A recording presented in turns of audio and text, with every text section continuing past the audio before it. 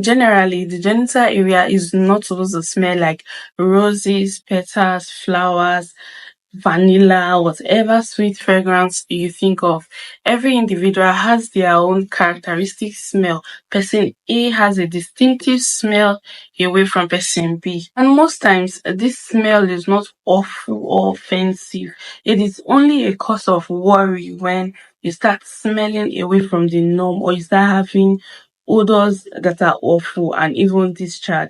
So in this video, I'll be giving you tips on how to reduce genital odor, and if you feel like this is something you'd be interested in, please watch this video till the end.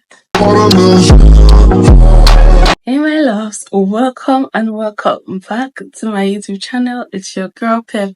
I'm a registered nurse by NSC, and on this channel we'll talk about nursing, lifestyle vlogs, feminine health, and everything in between. And if you're just setting your eyes on this beautiful face, please don't make it last by clicking on the subscribe button down below. Make sure you turn on post notifications so each time I post a new video, you'll be the first to know. And don't forget to like, comment, share, all that good stuff.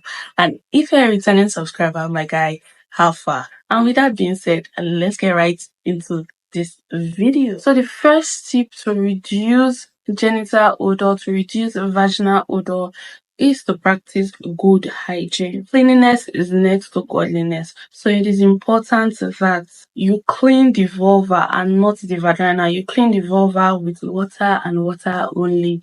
Avoid the use of scented products inside the vagina because this can disrupt the healthy vaginal pH balance, causing you infections and bad odor. Also, immediately after taking a bath or using the bathroom, make sure you dry your vaginal area with a clean towel to avoid moisture buildup. Again, wear breathable cotton underwear and avoid tight-fitting clothing that can trap moisture and bacteria. But under the personal hygiene, it is advisable that you go commando at night because when you wear a lot of things to bed, it will deprive that area from air. And once there's a deprivation of air, there will be like a growth of bacteria, moisture trap, and bad odor. Also, ensure to change your underwears every 12 hours, not the one you wear one pants for like 24 hours. So immediately after workout, it is advisable that you change out of your sweaty, damp clothing because all of this can trap moisture and bacteria in the vagina.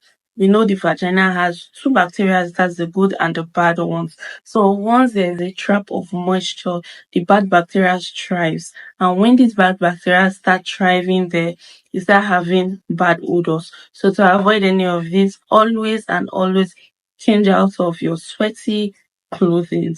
2 is to avoid douching. Douching can disrupt your normal vaginal pH balance, making you susceptible to infections and bad odors. So to avoid this, stop douching. But 3, stay hydrated. I keep saying this time and time again.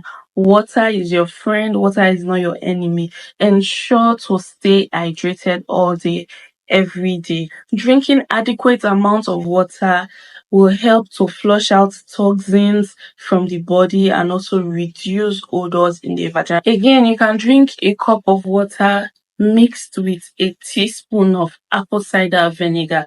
This will also reduce bad odors in the vagina, but it is contraindicated for people with ulcer. So if you have ulcer, stomach ulcer, please stay away from apple cider vinegar. Number 4, maintain a healthy diet. You are what you eat. So it is advised that you eat foods rich in vitamins, vegetables, and whole grain. Again, most of the things that you take into your body will determine how you taste and how you would smell down there. So avoid eating raw onion, garlic, and spicy food. In as much as it will contribute to you having bad vaginal odor, it can also cause body odor. Since the vagina thrives very well in yeast and also in sugar, it is advised that you avoid, or if possible, reduce the amount of yeast and sugar you take in, just so it doesn't cause the growth of yeast infections and also cause you bad odor. So if you experience persistent or unusual odor, itching, and also discharge away from the norm, it is important that you meet with a gynecologist who would go through your body and let you know what's up with your downstairs area, give you the right medications to that issue, because it could be related to either yeast infection, BV, which is bacterial vaginosis, or STI. So guys, this is the end of this video. If you have found this video really interesting, do well to smash on the like button, drop a comment down below. Ensure to subscribe if you are not yet subscribed to this channel. Let me know your thoughts down below in the comment section, and I'll see you guys in my next video. Bye guys.